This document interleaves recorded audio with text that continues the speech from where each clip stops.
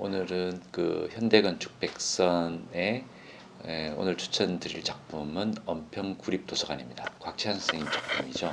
이 작품은 2001년도에 아마 개관했는데 그때 한국건축문화대상을 받고 그 다음에 또 서울시 건축상을 받았던 작품인데요. 이게 오래전에 지어진 작품이지만 언평구에서 굉장히 그 중요한 복합문화 공간으로 지금 자리 잡고 있습니다. 이 작품이 가지고 있는 하나의 어떤 그 조형적인 언어를 보시게 되면 굉장히 저는 어떤 그 건축가의 생각이 완벽하게 드러나 있는 작품이다. 그래서 어떤 조형성이라든지 공간성이라든지 이런 부분들이 건축가의 정신이, 철학이, 생각이 고스란히 들어져 있는 작품이라고 생각을 하고 있습니다.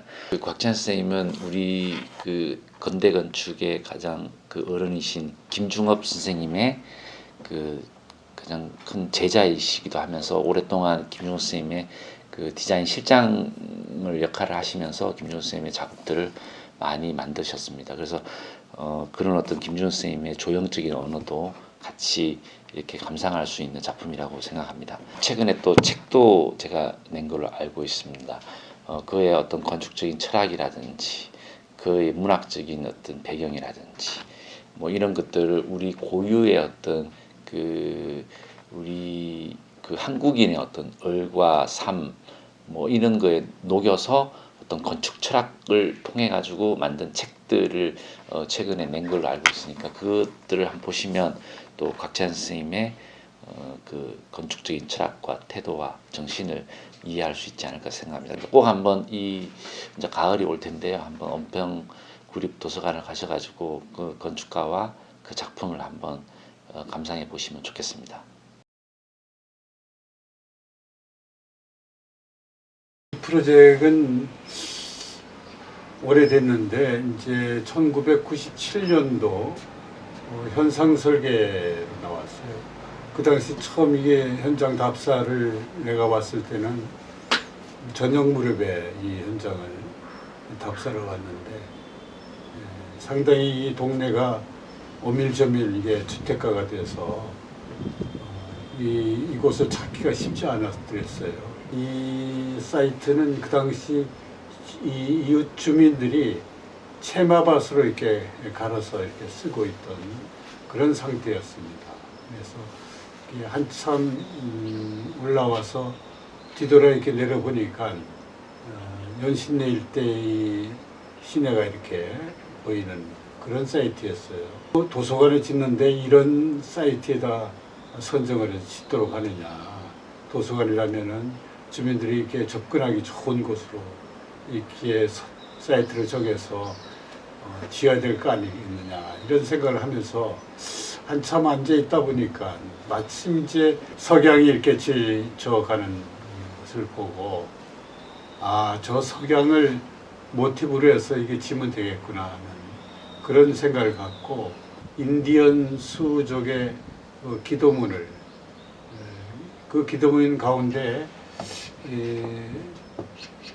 자기가 석양을 보면서 나중에 한 점 부끄러움이 없도록 이렇게 하기를 바란다 하는 그런 긴 기도문이 있습니다. 근데 그 기도문을 생각하면서 이제 이 도서관은 일명 석양의 신전이라고 하는 그런 생각을 하고 이 설계를 진행했더랬습니다. 현재 있는 곳이 은평불광공원인데 아미산이라든가요.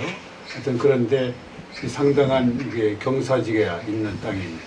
나중에 알았지만은 은평구 문학과에서 이 면적을 산정을 할 때는 1층, 2층, 3층 마치 하얏트 호텔 같이 수직으로 이렇게 된 그런 계산을 하고 전체 연면적을 이렇게 해서 예산을 책정을 해드렸어요. 그런데 이 주변에는 달동네 같이 어밀초밀한 주택가로 이렇게 이루어진 곳이에요. 근데 여기에 우뚝 한 1,500평 되는 건물이 수직으로 이렇게 있다고 한다면은 뒷산에 놀러 온 주민들이 모든 조망도 가려질 것이고 또 주변 환경과 잘 어울리지 않겠다는 그런 생각이 돼서 도서관이 주민에게 정신적으로 본이 돼야 되지 않겠나. 그런데 오히려 주민의 평화롭게 사는 이게 환경을 파괴하는 그런 건축이 돼야 되겠나 하는 생각이 들어서 낮게 깔아야 되겠다. 그것도 자연을 최대한 훼손치 않게 경사지에 맞게 해야 되겠다 해서 계단식 구조물을 생각하게 됐습니다. 그 계단식을 잘게 가급적인 레스를 잘게 나눠서 지금 이런 책꽂이에 책 꽂혀 있는 책처럼 이렇게 잘게 부수는 레스가 되게 됐죠. 그리고 서쪽의 광선이 상당히 깊게 실내에 스며드니까 그 깊게 스며드는 광선을 좀 차단하기 위해서 저 앞에 있는 레스 응석대라고 제가 이름 붙였습니다만은 그 응석대 상단 부분을 좀 내려서 시선을 상당히 낮게 깔리도록 이렇게 해서 처리를 했습니다. 그리고 도서관 내부 공간과 이 계단식으로 하다 보니까 계단실 상부에 이제 잔디로서 이게 정원을 이게 갖고 놨는데 그 사이 공간에 석양의 빛이 깊숙이 들어오니까 한 27도 뭐 이 정도 각도로 들어와요. 근데 그것을 가급적 실내로 침투하지 못하게 회랑을 만들고 회랑의 앞에 있는 부분을 갖다가 천막 높이를 갖다 좀 낮춰서 가급적 빛이 실내에 들지 않도록 이렇게 처리를 해서 석양빛은 그렇게 처리를 했고 또 실내에 있는 열람 공간과 이 자연스럽게 만들어지는 이 테라스 그래서 안과 밖을 서로 연계해서 내부에서 독서를 하다가 머리가 식힐 일이 있으면은 밖에 나와서 이 응석대에서 잠시 쉬었다가 다시 이렇게 해서 안과 밖을 서로 연계해서 확장해서 쓸 수 있다. 석양의 빛을 컨트롤하기 위해서 또 천창을 하나 만들어서 거기서 유리블록을 해서 내부에 충분한 빛이 들어갈 수 있도록 했어요. 근데 이것이 실제 쓸 때는 아이들이 저 유리블록 위에 올라가서 하자가 날 것 같다고 해서 그걸 다 덮어버렸네요. 너무나 이게 아쉽게 생각해서 나는 저렇게 할 바에는 차라리 그 위에 안전한 어떤 막을 하나 만들어서 그게 당초의 의도대로 쓰였으면 좋겠고 저는 이곳에서 야간에 아이들이 별을 보면서 여기서 같이 어우러져서 아이들한테 동화를 읽혀주고 시를 읽혀주는 그런 장소로 쓰이기를 바랬던 겁니다. 이 옥상에 있는 계단식으로 되어 있는 옥상 정원화 만든 곳에서. 근데 그런 것들이 이루어지지 않는 것 같아요. 그리고 이 도서관에는 도처에 공연을 할 수 있도록 조그만 모임이 이렇게 할 수 있도록 제가 고려를 많이 했습니다.